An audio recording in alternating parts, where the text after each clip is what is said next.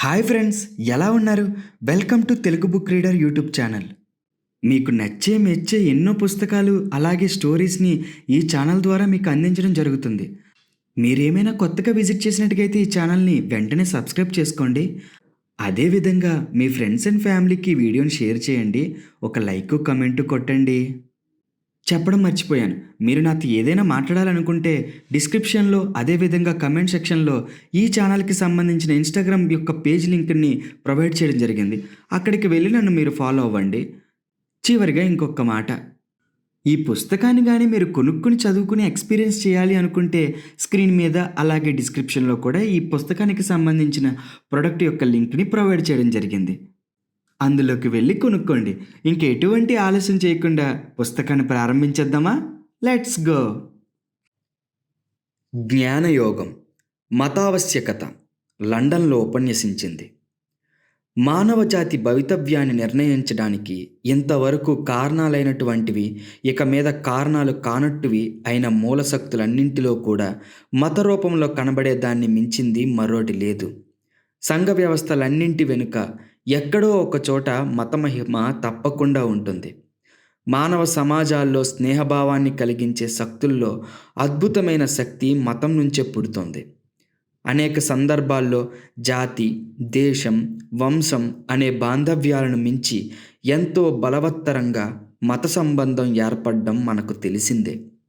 ఒక దేవతనే ఆరాధిస్తూ ఒక మతాన్నే అవలంబించేవారు పరస్పరం విశ్వాసాన్ని, అభిమానాన్ని ఎక్కువగా చూపుకుంటూ ఒక వంశంలో పుట్టిన వారి కంటే, అన్నదమ్ముల కంటే కూడా ప్రేమభావంతో ఒకరికొకరు సహాయం చేసుకుంటూ ఉండటం మనకు తెలుసు. ఇటువంటి మతమనే దాని పుట్టుక తెలుసుకోవడానికే ఎన్నో ప్రయత్నాలు జరిగాయి. మనకు సంక్రమించిన ప్రాచీన మతాలన్నింటిలో అవి అపౌరుషాయాలు అన్న వాదం ఉంది. మానవుని మేధస్సులో కాక అతని బుద్ధికి అతీతమైన మరెక్కడి నుంచో అవి వెలిశాయంటారు. ఈనాటి విద్యావంతులు కొంతవరకు ఒప్పుకునే సిద్ధాంతాలు రెండు ఉన్నాయి. మతం పైతృకం అనే సిద్ధాంతం ఒకటి, అఖండ భావనలోని మార్పు అనే సిద్ధాంతం రెండవది. మతానికి మొదటి దశ పితృదేవత ఆరాధనమని ఒక పక్షం వారి వాదన, ప్రకృతిలోని మూలశక్తులకు రూపకల్పన చేయడం అని రెండవ పక్షం వారి వాదం. మరణించిన తన బంధువుల్ని స్మరించుకోవాలన్న కోరిక మనిషిలో ఉంటుంది. శరీరం నాశనమైన తర్వాత కూడా వారు సజీవులుగా ఉన్నట్టుగానే భావించుకుని వాళ్లకు పిండదానాలు చేస్తూ వాళ్ళని ఆరాధించాలనుకుంటాడు. దీని నుండి మతం అనేది పుట్టింది. ఈజిప్టు, బాబిలోనియా, చైనా, అమెరికా మొదలైన దేశాల్లోని ఆయా జాతుల ప్రాచీన మతాలను పరిశీలిస్తే పితృదేవతల పూజే మతానికి ఆది అనే సూచనలు స్పష్టంగా కనిపిస్తున్నాయి. ప్రాచీన కాలపు ఈజిప్టు దేశస్థులు ఆత్మ అంటే ఒక విధమైన సూక్ష్మ శరీరమని భావించారు. ప్రతి మనిషి శరీరం లోపల దాన్ని పోలిన మరో శరీరం ఇమిడి ఉంటుంది. ఆ వ్యక్తి మరణించినప్పుడు ఆ సూక్ష్మ శరీరం వాని స్థూల శరీరం నుండి వెళ్ళిపోతుంది. కానీ అది సజీవంగానే ఉంటుంది. అదైనా ఆ స్థూలామృత శరీరం శిథిలం కాకుండా ఉండేంతవరకే. కాబట్టి ఈజిప్టు వాళ్ళు మృత శరీరాలు శిథిలమైపోకుండా ఎంతో శ్రద్ధతో కాపాడేవాళ్ళు. పిరమిడ్లనే 4 కోణాలున్న గోపురాల్లాంటి పెద్ద పెద్ద సమాధులు కట్టి వానిలో ఆ శరీరాన్ని కాపాడేవాళ్ళు. బాహ్య శరీరంలో ఏ భాగమైనా పాడైతే అలాంటి నష్టమే సూక్ష్మ శరీరానికి కలుగుతుందని వాళ్ళ నమ్మకం. ఇది పితృదేవతారాధన అనడం స్పష్టం. బాబిలోనియాలోని ప్రజలకు కూడా ఇలాంటి సూక్ష్మ శరీరం ఒకటి ఉందనే నమ్మకం ఉంది. కానీ కొంచెం తేడా ఉంది. ఆ సూక్ష్మ శరీరానికి ప్రేమ అనేది ఉండదంటారు. తనకు ఆహారం, నీళ్లు ఇవ్వమని బ్రతికి ఉన్న వాళ్ళను అది బెదిరిస్తుందట. ఎన్నో విధాలుగా తనకు సహాయం చేయమంటుందట. ఆ ఆత్మకు సొంత బిడ్డలపైన, భార్యపైన కూడా ప్రేమ ఉండదు. పూర్వం భారతీయుల్లో కూడా ఇటువంటి పితృపూజ ఉందనే సూచనలు కనబడుతున్నాయి. చైనా వాళ్ళ మతానికి కూడా పునాది పితృపూజనని చెప్పవచ్చు. ఇప్పటికీ వాళ్ళ దేశంలో ఇదే పరిస్థితి. పితృదేవతారాధనం ఒక్కటే ఆ దేశంలో వర్ధిల్లుతున్న మతమని కూడా చెప్పవచ్చు. ఇలా పితృపూజనం అనే మతానికి మూలమని వాదించే వాళ్లకు ప్రబలమైన ఆధారం ఒక పక్షంలో ఏర్పడుతుంది. మతం ప్రకృతి శక్తుల ఆరాధన నుండి పుట్టిందని ప్రాచీన ఆర్య గ్రంథాల నుండి ఉదాహరణలు చూపే పండితులు రెండో పక్షం వాళ్ళు. భారతదేశం అంతటా పితృదేవతారాధన ఉంది అనడానికి రుజువులు ఇప్పుడు కనిపిస్తున్నా ప్రాచీన గ్రంథాల్లో ఎక్కడా వాని జాడ కనిపించదు. ఆర్యజాతి వారి గ్రంథాల్లో చాలా ప్రాచీనమైంది ఋగ్వేద సంహిత. అందులో ఈ విషయం ఎక్కడా కనిపించదు. ఆధునిక పండితులు అందులో ఉన్నది ప్రకృతి ఆరాధనమే అని అభిప్రాయపడ్డారు. కనిపిస్తున్న ఈ ప్రపంచం వెనుక ఏమి దాగి ఉందో తెలుసుకోవాలని మానవుని బుద్ధి సదా పెనుగులాడుతూ ఉంటుంది. ఉదయాస్తమానాలు, తుఫానులు, ప్రకృతి శక్తులు, వానిలోని సౌందర్యం ఇవన్నీ మనిషిని ఆకర్షించాయి. అంతేకాకుండా వాటి రహస్యం గ్రహించాలని కూడా కోరిక కలిగింది. ఆ ప్రకృతి ఘటనలను సుగుణాలుగా భావించి ఒకప్పుడు అందమైనవి, మరొకప్పుడు ప్రకృతికి అతీతాలుగా ఉన్నవే అయిన శరీర ఆత్మలను వానిలో ఆరోపించసాగారు. అటువంటి ప్రయత్నాలు చేసినప్పుడు ఈ ప్రకృతి సంఘటనలు మొదట సుగుణాలుగా భావన చేయబడినా లేకున్నా చివరికి అవి నిర్గుణాలుగా భావించడం జరిగింది. గ్రీకుల విషయంలో కూడా ఇదే జరిగింది. వాళ్ళ పురాణాలంతా నిర్గుణారోపణతో కూడిన ప్రకృతి ఆరాధనే. ప్రాచీన కాలపు జర్మనులు, స్కాండినేవియన్లు ఇంకా ఇతరులైన ఆర్యజాతుల విషయంలో కూడా ఇలాగే జరిగింది. కాబట్టి ప్రకృతి శక్తుల్ని సుగుణాలుగా భావించడంతోనే మతం ప్రారంభమైందని రెండవ పక్షానికి వాదబలం చేకూరుతోంది. ఈ రెండు వాదాలు పరస్పరం విరుద్ధాలుగా కనిపిస్తున్న మరో మూడవ సిద్ధాంతం చేత వీనిని సమన్వయింపవచ్చు. అదే మతానికి నిజమైన అంకురమని నాకు అనిపిస్తుంది. ఇంద్రియాలు ఏర్పరిచే హద్దులను అతిక్రమించే ప్రయత్నమే అది అని నా భావన. మనిషి తన పూర్వీకుల అంటే మరణించిన వారి ఆత్మల కోసం అన్వేషిస్తుంటాడు. అంటే ఈ శరీరం నాశనమైన తర్వాత నిలిచిన దాన్ని గురించి తెలుసుకోవడానికి ప్రయత్నిస్తున్నాడన్నమాట. లేదా మహత్తరమైనటువంటి ప్రకృతి వికారాలకు అంటే మార్పులకు మూలమైన మహాశక్తిని గ్రహించాలని ప్రయత్నిస్తుంటాడు. ఈ రెండిట్లో ఏదైనా ఒకటి మాత్రం స్పష్టం. మనిషి తన ఇంద్రియ పరిమితులను దాటిపోవాలని ప్రయత్నిస్తున్నాడు. అతడు తన ఇంద్రియాలతో తృప్తి పొంది ఉండలేడు. వాణ్ణి అతిక్రమించాలని చూస్తుంటాడు. దీనికి కారణం తెలిసిందే. మతాన్ని గూర్చి, అమృతత్వాన్ని గూర్చి మొట్టమొదట భావన కళల ద్వారా కలుగుతుందని నాకు అనిపిస్తుంది. కళ ఒక విచిత్రావస్థ. పసివాళ్ళు, పామరులు జాగ్రత్త, స్వప్నావస్థలకు గల భేదాన్ని అంతగా గ్రహించలేరని మనకు తెలుసు. నిద్రావస్థలోని శరీరం మృతి చెందినట్లుగా కనిపిస్తుంది. కానీ మనసు దాని విచిత్ర చర్యలను అన్నింటినీ సాగిస్తూనే ఉంటుందన్న వాదం వాళ్లకు సహజంగా కనిపించడంలో ఏమాత్రం ఆశ్చర్యం లేదు. అట్లే ఈ శరీరం మరణించిన తర్వాత కూడా ఇటువంటి చర్యలే జరుగుతుంటాయనుకోవడం విడ్డూరం కాదు. అలౌకిక సంఘటనల్ని ఇలా గ్రహించటం చాలా సహజమని నా అభిప్రాయం. ఈ స్వప్న భావనను ఆధారం చేసుకుని మానవుని బుద్ధి క్రమక్రమంగా ఉత్తమ భావనలకు ప్రయత్నిస్తుంది. కాలం గడిచే కొద్దీ మనుషుల్లో చాలామంది ఈ కళలు జాగ్రత్త అవస్థలో రుజువయ్యేవి కాకుండా స్వప్నావస్థలో వేరొక స్థితిని పొందాక తాను మేల్కొని ఉన్నప్పటికీ అనుభవాలనే మళ్ళీ మళ్ళీ జ్ఞాపకం చేసుకుంటాడని గ్రహించారనడం వాస్తవం. అయినప్పటికీ అప్పటికే తత్వాన్వేషణ ప్రారంభమైంది. ఆ విచారణ అంతర్ముఖమైంది.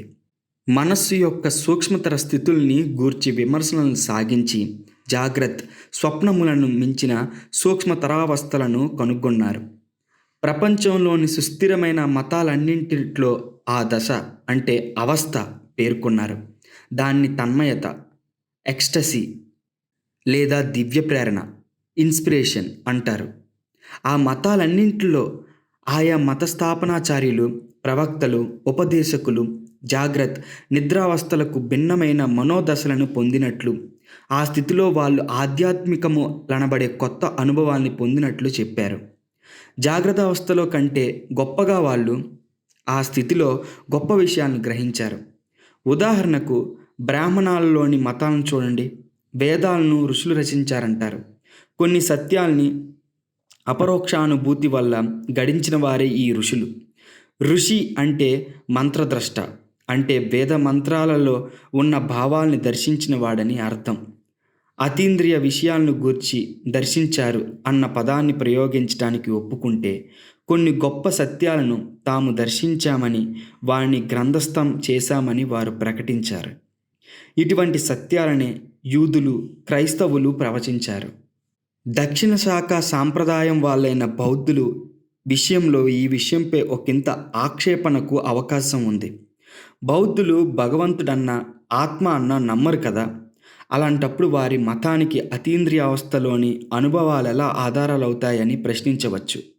దానికి సమాధానం ఏమంటే, బౌద్ధులు కూడా శాశ్వత నీతిని లేదా ధర్మాన్ని కనిపెట్టారు. ఆ నీతి ధర్మం హేతుబద్ధమైన విచారం వల్ల జన్మించింది కాదు. బుద్ధుడు అతీంద్రియ అవస్థలోని దాన్ని కనిపెట్టి ప్రకటించాడు. ది లైట్ హ్యాప్ ఏషియా అన్న మనోహర పద్మకావ్యంలో బుద్ధ చరిత్ర సంగ్రహంగా ఉంది. అతీంద్రియ అవస్థను పొందేంత వరకు బుద్ధుడు ఒక అశ్వత్థ వృక్షం కింద కూర్చున్నాడని ఆ గ్రంథంలో ఉంది కదా. ఆయన ఉపదేశాలన్నీ అటువంటి దివ్యావస్థలో లభ్యమైనవే కానీ తర్కబద్ధమైన ఆలోచనల మూలంగా లభించినవి కావు. ఈ విధంగా అన్ని మతాలు ఒక మహత్తరమైన భావాన్ని ప్రకటిస్తున్నాయి. మానవుడి మనస్సు కొన్ని సమయాల్లో ఇంద్రియాతీత క్షేత్రాలకు పోవడమే కాక యుక్తియుక్త విచారణ క్షేత్రాన్ని కూడా దాటిపోతుందంట. అప్పుడు అది ఇంద్రియాలు ఎప్పుడూ అనుభవించనట్టి, తర్కానికి నిలువనట్టి సత్యాన్ని ప్రత్యక్షంగా చూడగలుగుతుంది. ఇట్టి సత్యాలే ప్రపంచంలో అన్ని మతాలకు మూలాధారాలు.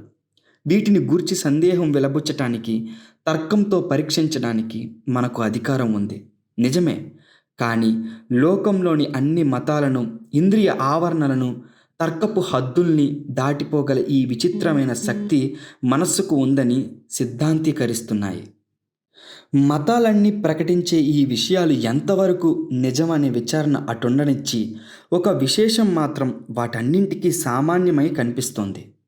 పదార్థ విజ్ఞాన శాస్త్రం కనిపెట్టిన ప్రత్యక్ష రూప సత్యాల వంటివి కాక ఇవన్నీ కేవలం మనస్సుకే అర్థమయ్యేవి.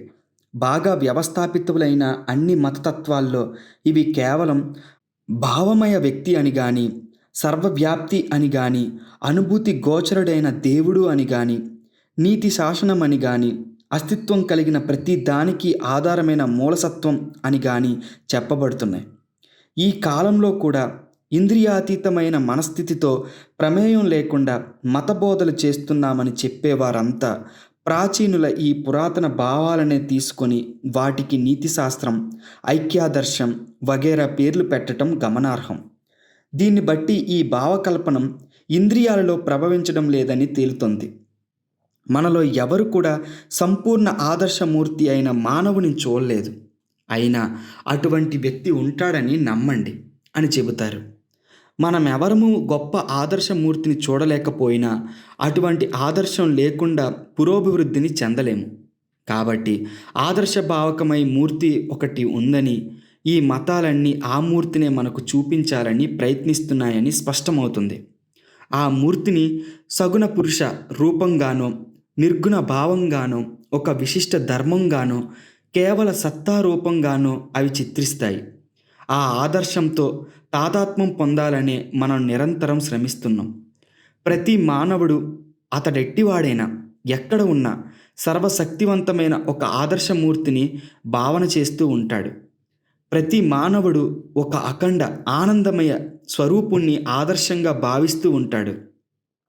మన చుట్టూ జరిగే కార్యాలన్నీ, అంతటా కనిపిస్తున్న ప్రవృత్తి అంతా ఆ అప్రతిహత శక్తినో, ఆ పరిపూర్ణ ఆనందాన్నో చేరడానికి జరిగే పెనుగులాటే సుమండి.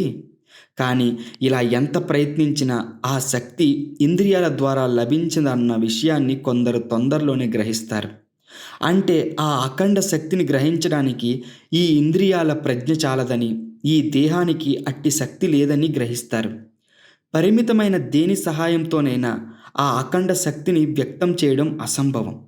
ఈ విషయం ఏదో సమయంలో అతనికి తెలుస్తుంది. ఈ విరామమే, అంటే ఈ ప్రయత్నాన్ని వదలడమే నీతి ధర్మానికి పునాది. పరిత్యాగమే నీతి సూత్రానికి ఆధారం. త్యాగశీలంపై ఆధారపడిన నీతి శాస్త్రాన్ని ఎవరూ బోధించరు. నాహ త్వమేహ, నేను కాదు నీవే అని నీతి శాస్త్రం చెబుతుంది. అహం కాదు నాహం అన్నదే దాని ఆదర్శ సూత్రం. ఇంద్రియాల ద్వారా ఆ అనంత శక్తిని కానీ, ఆ పరిపూర్ణ ఆనందాన్ని కానీ పొందాలని ప్రయత్నించినప్పుడు మనిషి గట్టిగా పట్టుకుని ఉన్న నిరర్ధకమైన అహాన్ని అంటే వ్యక్తి భావన వదిలిపెట్టాలని నీతిశాస్త్రం శాసిస్తుంది. ఇతరులను ముందు నిలిపి చివర నిలుచుండవలసి ఉంటుంది. ఇంద్రియాలేమో నేను ముందు అంటాయి, నీతి ధర్మం మాత్రం నేను చివర ఉండాలంటాయి. ఇలా నీతి శాస్త్రాలన్నింటికీ పరిత్యాగం పునాది. భౌతిక ప్రపంచంలో వ్యష్టి వినాశం కావాలి, ప్రస్ఫుటం కారాదు. ఆ అనంతమూర్తి ఈ భౌతిక ప్రపంచంలో వ్యక్తమయ్యేవాడు కాడు. ఆ విధంగా కావడం సాధ్యపడదు, ఊహించడానికి అసాధ్యం. మానవుడు ఆ అఖండమూర్తిని చక్కగా దర్శించాలంటే ఈ భౌతిక ప్రపంచాన్ని త్యజించి లోకాంతరాలకు పయనించాలి. ఇలా భావించినప్పుడే రకరకాలైన నీతి శాస్త్రాలు పుట్టాయి. వాటన్నింటిలో కూడా అహంకారం త్యాగం చెయ్యాలన్న ప్రధాన భావం ఉంది. అహంకారాన్ని పరిపూర్ణంగా నశింపజేయటమే నీతికి పరమగమ్యం. తమ వ్యష్టిత్వాన్ని గూర్చి తలపోయకూడదని చెబితే మానవులు భయపడతారు. తమ అస్తిత్వాన్ని కోల్పోవడం అంటే వాళ్లకు భయం. అయినా వీళ్ళే నీతి ధర్మ పరమాదర్శాలు సమంజసాలని చెబుతారు. కానీ సమస్త నీతికి ప్రయోజనం, పరమార్థం, గమ్యము కూడా ఈ వ్యష్టిత్వాన్ని వినాశం చేయడమే కానీ వ్యష్టిత్వ నిర్మాణం కానే కాదని వాళ్ళు తెలుసుకోవడం లేదు. మనుషుల మధ్య ఏర్పడే నైతిక సంబంధాలను ఉపయోగమానములు యుటిలిటేరియన్ స్టాండర్డ్స్ వివరింపలేవు. ఎందుకంటే నీతి సూత్రాలు ఉపయోగమనే దాని విచారణను బట్టి ఏర్పడవు. ఈ ప్రకృతికి అతీతమైన ఒక ఆధారం లేకుండా, అంటే అతీంద్రియ దృష్టి లేకుండా నీతి ధర్మం కలుగదు. పరిపూర్ణత్వాన్ని అందుకోవడం అనే ఆవేదనే లేకపోతే ఆదర్శమే లేదు. మానవులను తమ తమ సంఘ నియమాలకు లోబరిచి బంధింపకోరే ఏ సంప్రదాయము మానవ ధర్మశాస్త్రాన్ని వివరించలేదు. ప్రయోజన సిద్ధాంతం గురించి వాదించేవాడు మనల్ని పరిపూర్ణాన్ని గురించిన ప్రయత్నాన్ని వదిలిపెట్టడాన్ని కోరవచ్చు. అతీంద్రియ అనుభవాలలో సంసాధన చేయడం సాధ్యం కాదని, అది ఒక వెర్రి ప్రయత్నమని వాదించవచ్చు. కానీ అలా చెబుతూనే నీతితో సంఘానికి మేలు చేయడం కానీ హెచ్చరిస్తాడు. మనం సత్కార్యం ఎలా చేయాలి? సత్కార్యం అనేది అవాంతర అంటే సెకండరీ విషయం. మనకు ఒక గమ్యం ఉండాలి కదా. నీతి మాత్రమే పరమార్థం కాదు, అది ఒక పరమార్థాన్ని చేర్చే సాధనం మాత్రమే. ఆ గమ్యం లేనప్పుడు నీతి లేకపోతేనేం? నేను ఇతరులకు ఉపకారమేలా చేయాలి, అపకారం ఎందుకు చేయకూడదు? మానవ జాతికి సుఖాల్ని అనుభవించడమే పరమార్థమైతే నేను నా సౌఖ్యాన్నే ఎందుకు చూచుకోకూడదు? ఇతరులకు అసౌఖ్యం ఎలా కలిగించరాదు? అలా చేస్తే అడ్డుపడేదెవరు? అంతేకాక ప్రయోజనవాదానికి ఉన్న ఆధారం చాలా సంకుచితం. ఈనాటి సంఘాచార సంప్రదాయాలన్నీ నేడున్న సంఘం నుండే పుడుతున్నాయి. సంఘం శాశ్వతంగా ఉంటుందని ఊహించడానికి ప్రయోజనవాదికున్న ఆధారమేమి?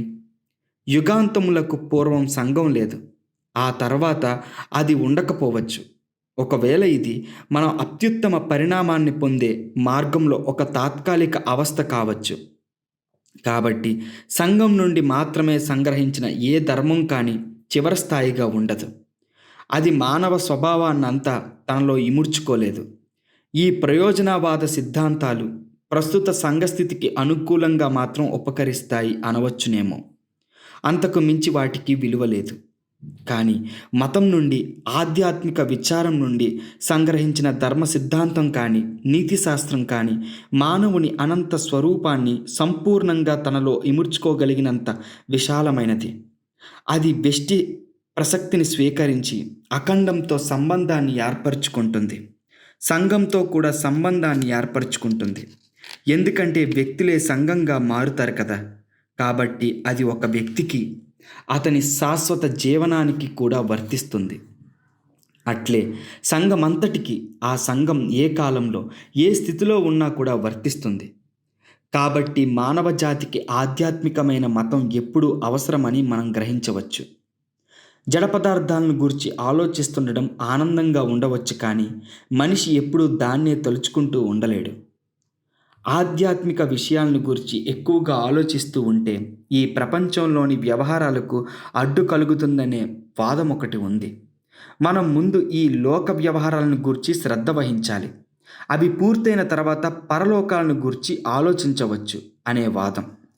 చైనా దేశ ఋషి అయిన కన్ఫ్యూషియస్ నాటి ప్రాచీన కాలంలో ఉంది, ఈ లోకాన్ని గూర్చి శ్రద్ధ ఉండడం మంచిదే, కానీ పారమార్థిక విషయాలను గూర్చి ఆలోచించినప్పుడు ప్రపంచ వ్యవహార సంబంధాలు కొంచెం విచ్ఛిన్నమైతే ఇహలోక వ్యవహారాలను గూర్చి మాత్రమే ఎక్కువ ఆలోచిస్తుంటే ఇహపరాలకు రెండింటికి భంగం కలుగుతుందే. ఇది మనల్ని నాస్తికులుగా చేస్తుంది. మనిషికి ప్రకృతి పరమగమ్యం కాదు కదా. అంతకన్నా ఉత్తమమైన పరమార్థం ఒకటి ఉంది. ప్రకృతిని అతిక్రమించాలని ప్రయత్నించేంత వరకే మానవుడు అనిపించుకోవడానికి అర్హుడవుతాడు. ఈ ప్రకృతి బాహ్యమని, అంతరమని రెండు రకాలు. మన శరీరంలోనూ దాని వెలుపల నుండి ఉండే జడ పదార్థాల్ని, పరమాణువుల్ని పాలించే ధర్మమే కాకుండా అంతరమై ఉన్న సూక్ష్మతర ప్రకృతిని పాలించేవి కూడా ఈ ప్రకృతి శబ్దంలో చేరుతుంది. బాహ్య ప్రకృతిని కూడా పరిపాలించే మూలశక్తి నిజానికి ఈ సూక్ష్మతర ప్రకృతే. బాహ్యతర ప్రకృతిని జయించటం ఘనకార్యమే, కానీ మన లోపలి ప్రకృతిని జయించటం ఇంకా గొప్ప కార్యం. ఈ నక్షత్రాల్ని, గ్రహాల్ని పాలించే ధర్మాల్ని గ్రహించటం గొప్ప విషయమే, గౌరవించదగిన విషయమే. కానీ మానవుని విషయవాంఛల్ని, భావాల్ని, ఇచ్ఛాశక్తిని పాలించే ప్రకృతి ధర్మాలను తెలుసుకోవడం ఎంతో గొప్పది, గౌరవించదగింది అయిన విషయం. ఈ అభ్యంతర పురుషుని జయించడం, మనిషి మనసులో ఉండే సూక్ష్మతర చర్యల రహస్యాన్ని గ్రహించడం పూర్తిగా మతానికి మాత్రమే సంబంధించిన పని. మానవ ప్రకృతి అంటే సామాన్య మానవ ప్రకృతి గొప్ప గొప్ప ఆది భౌతిక విషయాలనే గ్రహించాలనుకుంటుంది. సామాన్యుడికి మిక్కిలి సూక్ష్మమైన విషయాలేమీ తెలియవు. అందుచేతనే పామరులైన వాళ్ళు వేలాది గొర్రె పిల్లల్ని చంపే సింహాన్ని చూసి మెచ్చుకుంటారు. అది సింహానికి తాత్కాలికంగా విజయాన్ని కలిగించిన గొర్రెపిల్లల పాలిట మృత్యు అవుతుందని వాళ్ళు ఒక్క క్షణం ఆగి ఆలోచించరు. పశుబలాన్ని ప్రకటిస్తే వాళ్లకు సంతోషం కలుగుతుంది. సరే, మామూలు మనుషులు ఇలా ఉన్నారు. బాహ్య విషయాలను చూచి వాళ్ళు ఆనందిస్తారు. కానీ ప్రతి సంఘంలో కూడా ఇంకో తెగవారున్నారు. వాళ్ళ ఆనందం ఇంద్రియానుభవంలో లేదు, దానికి అతీతంగా ఉంటుంది. ఈ జడ పదార్థానికి అతీతంగా ఉండే దాని జాడను వాళ్ళు అప్పుడప్పుడు తెలుసుకుంటారు. దాన్ని పొందటానికి వాళ్ళు గిజగిజలాడుతారు. వివిధ జాతుల చరిత్రను విమర్శన దృష్టితో చదివితే ఇలాంటి మనుషుల సంఖ్య ఏ జాతిలో ఎక్కువగా ఉంటుందో ఆ జాతి ఔన్నత్యాన్ని పొందుతుందని, పరిపూర్ణాన్ని గూర్చిన ఈ అన్వేషణం ప్రయోజనవాదులు అది వ్యర్థమైనదంటారేమో, ఏ జాతిలో క్షీణిస్తుందో ఆ జాతి దైన్యాన్ని పొందుతుందని మనం గ్రహించవచ్చు. అంటే ఏ జాతికైనా దాని ఆధ్యాత్మిక వర్తనమే సౌష్ఠవానికి మూలాధారమని, ఆ ఆధ్యాత్మిక చింతన క్షీణించి నాస్తికత బలపడినప్పుడు ఆ జాతికి మరణ చిహ్నాలు మొదలవుతాయని అర్థం. మత విచారం వల్ల మనం నేర్చుకోగలిగిన సుస్థిర విషయాలు, సత్యాలు అటుంచి, అందువల్ల మనం అనుభవింపజాలే ఆనందం అటుంచి, మతాన్ని ఒక శాస్త్రంగా, ఒక అధ్యయనాంశంగా మాత్రమే గ్రహించిన దానివల్ల మనిషి బుద్ధికి లభించగల వ్యవసాయం సైతం మిక్కిలి శ్రేయస్కరం, ఉత్తమోత్తమము అయి ఉంటుంది. పరిపూర్ణాన్ని గూర్చిన విచారణ, ఆ అఖండ స్వరూపాన్ని అర్థం చేసుకోవడానికి చేసే ప్రయత్నం, ఇంద్రియ అనుభవాల్ని అంటే భౌతిక ప్రపంచాన్ని దాటిపోవాలనే చేష్ట, ఆధ్యాత్మిక పురుషుడిగా పరిణతి చెందాలనే కోరిక, ఇంతెందుకు పరిపూర్ణంతో తాదాత్మ్యాన్ని పొందటానికి రాత్రింబగళ్ళు సాధించే సాధన, ఈ తీవ్ర యత్నమే మానవుడు చేయగలిగిన సాధనల్లో కంతటికి గొప్పది, గౌరవించదగింది అనడానికి సందేహం లేదు. కొందరు తినడంలో ఆనందాన్ని పొందుతారు, వాళ్ళని ఎగతాళి చేయడానికి మనకు అధికారం లేదు. మరి కొంతమంది కొన్ని వస్తువుల్ని సేకరించి పెట్టుకోవడంలో ఆనందాన్ని పొందుతారు, వాళ్ళు అలా చేయకూడదనడానికి మనకు అర్హత లేదు. అట్లే ఆధ్యాత్మిక విచారంలో మహానందాన్ని అనుభవించే పురుషుని చూసి కాదనడానికి వాళ్ళు అర్హులు కారు. జీవి క్షుద్రతరమైన కొద్దీ ఇంద్రియానుభవం వల్ల కలిగే ఆనందం ఎక్కువగా ఉంటుంది. కుక్క కానీ తోడేలు కానీ తినేంత ఇష్టంగా మనిషి తన ఆహారాన్ని తినలేడు. కానీ కుక్క తోడేలు అనుభవించే సుఖానుభవాలని వాని అంటే ఆయా ఇంద్రియాల్లో మాత్రం చొచ్చుకుని పోతాయనవచ్చు.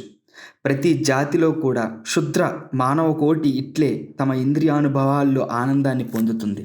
సంస్కరులు, విద్యావంతులు, మననం, తత్వ విచారం, కళలు, శాస్త్రాలు మొదలగు వాని వల్ల ఆనందాన్ని పొందుతారు. ఆధ్యాత్మిక సాధన ఇంకా ఉత్తమ వృత్తి అనవచ్చు. ఆ విషయం అనంతమగు అట్ల ఆ క్షేత్రం అత్యుత్తమం. అక్కడ అనుభవించే ఆనందం కూడా దానిలో రుచికల వాళ్లకు మహోత్కృష్టమై ఉంటుంది సుమండి. కాబట్టి మనిషి ఆనందం కోసం పాటుపడవలసిందే అని ప్రయోజనవాదుల మతాన్ని అనుసరించిన అన్నింటిలోకి ఆధ్యాత్మిక ఆనందం చాలా గొప్పది. కాబట్టి మనిషి ఆధ్యాత్మిక చింతనను సాధన చేయాలి. కాబట్టి ఆధ్యాత్మిక వ్యాసంగం నా మనసుకు అత్యంత అవసరమనిపిస్తోంది. దాని ఫలాన్ని బట్టి చూస్తే అదట్టిదే అని మనకు అర్థమవుతుంది. మానవ హృదయంలో చలనం కల్పింపగల అత్యుత్తమ శక్తి దాంట్లో ఉంది. ఆధ్యాత్మికం కాబట్టి మరే పదార్థము అంత శక్తిని మనలో ప్రేరేపించలేదు. మానవ కోటి చరిత్ర మనకు తెలిసినంతలో ఇట్లే ఉండింది అని, దాని మహిమ తగ్గలేదని స్పష్టమవుతూనే ఉంది. కేవలం ప్రయోజనవాదాన్ని అవలంబించే పురుషులు సైతం నీతిమంతులు, ఉత్తములు అయి ఉండగలరనడాన్ని నేను కాదనను. కేవలం ప్రయోజనవాదాన్ని పాటించే వారిలో కూడా బుద్ధిమంతులు, నీతిమంతులు, యోగ్యులు అయిన మహనీయులు ఈ ప్రపంచంలో చాలామంది ఉన్నారు.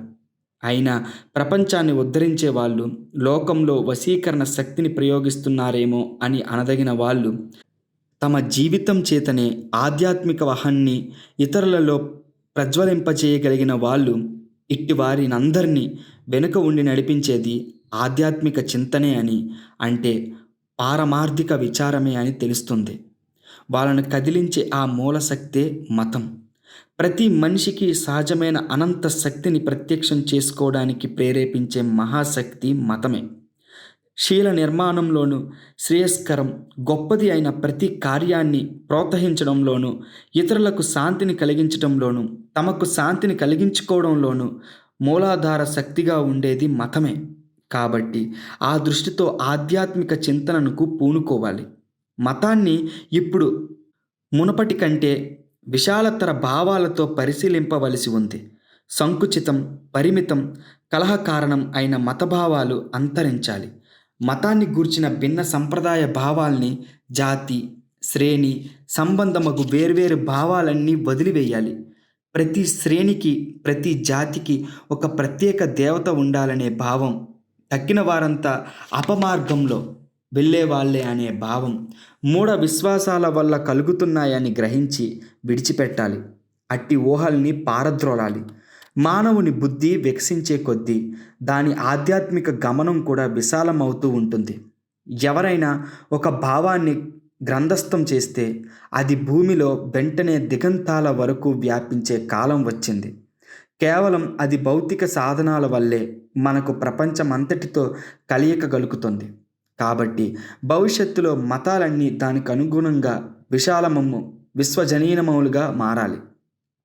భావి కాలంలో పారమార్థిక ఆదర్శాలు ప్రపంచంలో ఉత్తమం, మహనీయము అయిన దానంతటిని తమలో ఇముడ్చుకోవడమే కాక, తరువాతి కాల పరిణతిని కూడా ఇముడ్చుకోవటానికి పరిపూర్ణ అవకాశాన్ని ఇయ్యవలసి ఉండాలి. పూర్వం ఉన్నదానిలో యోగ్యమైన దాన్నంతా రక్షించాలి. ఇదివరకే సంకుచితమై ఉన్న దానితో భావి కాలంలో కొత్త విషయాన్ని చేర్చడానికి అవకాశం ఉండాలి. మతాలు పూర్తిగా ఉదారంగా ఉండాలి. తమ తమ ప్రత్యేక భగవద్దర్శాలు వేర్వేరైనంత మాత్రాన ఒకదానికొకటి ద్వేషించుకోవడం తగదు. భగవంతుడు ఒకడున్నాడని మన భావాల ప్రకారం ఏమాత్రం విశ్వసింపకపోయినా, ఆత్మవిద్యా పరాయణులు, వివేకవంతులు అయిన వాళ్ళనెంతమందినో నేను స్వయంగా చూశాను. మనకంటే కూడా ఎక్కువగా వాళ్ళు భగవంతుని గూర్చి గ్రహించే ఉంటారు. సగుణ బ్రహ్మం, నిర్గుణ బ్రహ్మం, పరిపూర్ణం, నీతి ధర్మం, స్థితప్రజ్ఞత్వం మొదలైనవన్నీ మత నిర్వచనంలో ఇమిడి ఉండాలి. ఈ విధంగా మతం విశాలమైందైతే నూరింతలు ఎక్కువగా అది మేలు కలిగిస్తుంది. మతాలు మహాశక్తిమంతమైనప్పటికీ సంకుచితాలు అవడం వల్ల ప్రపంచంలో మేలు కంటే కీడునే ఎక్కువగా కలిగిస్తున్నాయి. ఈ కాలంలో కూడా ఎన్నో మత సంప్రదాయాలకు, సమాజాలకు దాదాపుగా ఒకే విధమైన ధర్మాదర్శాలే ఉన్నాయి. అయినా ఒకరు ఆ ఆదర్శాల్ని ప్రకటించే రీతిని తప్పి ఏ కొంతో భేదంతోనో మరొకరు వారిని ప్రకటించడం వల్ల తమలో తాము పోరాటాలు చేస్తుండటం మనం చూడవచ్చు. కాబట్టి మతాలు విశాలతరంగా ఉండి తీరాలి. మత భావాలు సార్వజనీనాలు, అఖండాలు కావాలి. అప్పుడే మతం పూర్ణ ప్రయోజనకారి కాగలదు. మతమహిమ ఇప్పుడిప్పుడే ప్రపంచానికి తెలిసి వస్తుంది.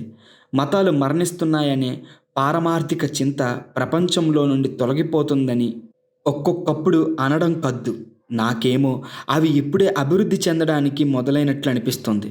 మతమహిమ విశాలమై, పవిత్రమై మనిషి జీవితంలో ప్రతి అంశంలో ప్రవేశించబోతుంది. మతం ప్రత్యేకించి కొందరి చేతుల్లో, అంటే కొందరు పురోహితుల చేతుల్లో ఉన్నంతకాలం అది దేవాలయాల్లో, క్రైస్తవుల గుళ్ళల్లో, పుస్తకాల్లో, సిద్ధాంతాల్లో, కర్మకాండలలో, విగ్రహాల్లో, సంస్కారాల్లో మాత్రమే నిలిచిపోతుంది. కానీ సత్యం, పారమార్థికం, విశ్వజనీనం అయిన రూపాన్ని పొందినప్పుడు మాత్రమే మతం సనాతనం, సజీవం అయి సత్వరంగా వర్ధిల్లుతుంది. అప్పుడే అది మన ప్రకృతిలో ప్రవేశిస్తుంది. మన ప్రతి ఉద్యమాన్ని చైతన్యవంతం చేస్తుంది. సంఘంలో సర్వత్రా చుచ్చుకుని పోయి వ్యాపిస్తుంది. ఇది వరకు ఎన్నడూ జరగనంతగా శుభప్రదమై అనంత శక్తితో వృద్ధి చెందుతుంది. మత విధానాలు అన్నీ కలిసే కూలిపోవడమో, నిలిచి ఉండటమో జరుగుతుంది. కాబట్టి ఆయా సంప్రదాయాల్లో పరస్పరం సామరస్యం ఉండటం ముఖ్యం. అది పరస్పర గౌరవ మర్యాదలపై ఆధారపడి ఉండాలి. కానీ ఈ రోజుల్లో అలవాటైనట్లు పైపైకి చూపించే సుహృదయ భావంపై ఆధారపడి ఉండకూడదు సుమండి. అన్నింటికంటే ముఖ్యమైనది ఆయా మతాచార సంప్రదాయాల మధ్య మైత్రి ఉండాలి. ఈ సంప్రదాయాల పాదాలు భూమిపైనే ఉన్నాయి, కానీ వీని శిఖరాలు మాత్రం ఆకాశాన్ని ఛేదించుకుని పోతున్నాయి. భౌతిక శాస్త్రం ప్రబలమైంది. ఇటువంటి చెలిమి చేకూరాలంటే రెండు తెగలవారు కొన్ని పట్టుదలలు విడవలసి ఉంటుంది. మిక్కిలి ముఖ్యమైన వారిని కూడా ఒక్కో సందర్భంలో పరితాపం భరించి విడవలసి ఉంటుంది. కానీ ఇటువంటి త్యాగానికి ఒప్పుకోవడం వల్ల రెండు తెగల వాళ్ళు లాభం పొందుతారు, పురోగమిస్తారు కూడా. పర్యవసానం దేశ కాలాలచే కట్టుబడక, మనస్సుకు ఇంద్రియాలకు అందిరాక, వీనికి అతీతంగా ఒప్పుతూ అవ్యక్తము అనంతము అయిన ఏకమేవాద్వితీయం అగు ప్రజ్ఞానాన్ని కలుసుకొని దానిలో ఐక్యం పొందగలుగుతుంది.